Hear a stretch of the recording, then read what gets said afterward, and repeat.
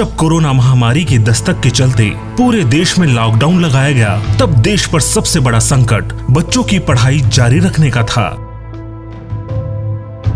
मगर छत्तीसगढ़ की राज्य सरकार ने माननीय मुख्यमंत्री श्री भूपेश बघेल के नेतृत्व में और बालोद जिला प्रशासन ने बिना समय गवाए पढ़ाई तो हर द्वार नाम से एक ऐसी योजना की शुरुआत की जिससे बच्चों की पढ़ाई निरंतर जारी रखी जा सके।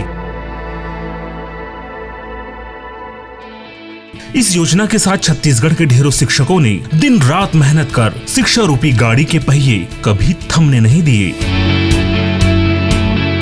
इन योद्धाओं में से एक योद्धा है श्री विवेक धुर्वे, जिनको कार वाले गुरुजी के नाम से भी संबोधित किया जाता है। उन्होंने अपनी कार को बड़े ही रोचक तरीके से उपयोग में लाया। दोनों है का मतलब नियंत्रण का कार्य। शासकीय उच्चतर माध्यमिक शाला जिला सांकरा विकास खंड बालोद में पदस्थ श्री विवेक धुर्वे अपनी कार के माध्यम से बच्चों को पढ़ाने के सतत प्रयास में लगे हुए हैं।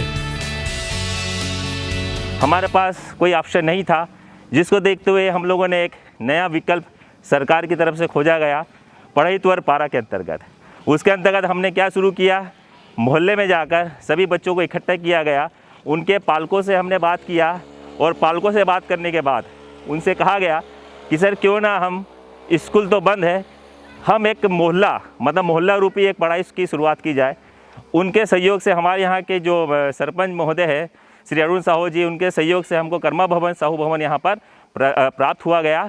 वहाँ पर मैं निरंतर इनकी पढ़ाई को जारी कर रहा था, क्योंकि मुझे लगा कि कोर्स ज़्यादा है, जिसके चलते मैंने, जो मेरे बच्चे हैं, मुझे यहाँ कार वाले गुरुजी के नाम से संबोधन किया गया, तो मैंने इसी कार का एक फ़ायदा उठाया कि क्यों ना मैं अपने कार को एक वर्चुअल रूम बना दूँ।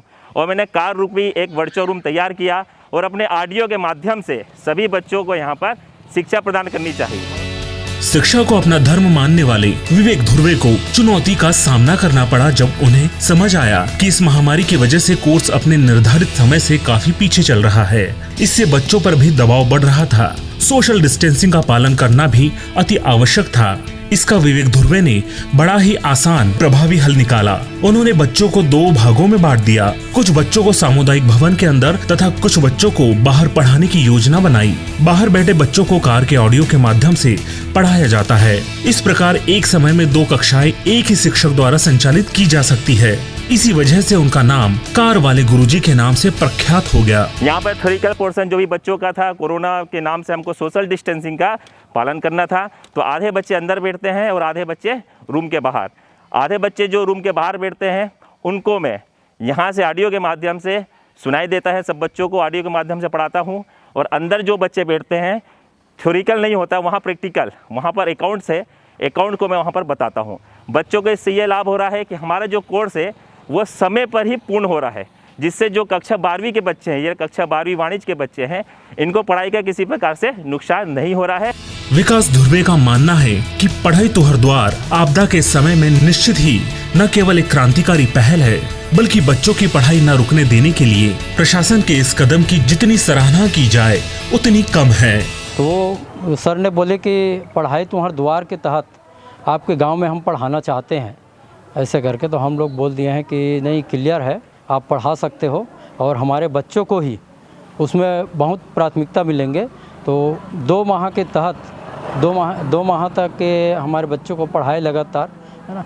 इसके माध्यम से हमारे बच्चे ने बहुत आगे बढ़े हैं। हमें इससे बहुत फ़ायदा भी हुआ। हम यहाँ 2 महीने से पढ़ाई कर रहे हैं। यहाँ ऑनलाइन और ऑफलाइन दोनों पढ़ाई करते हैं।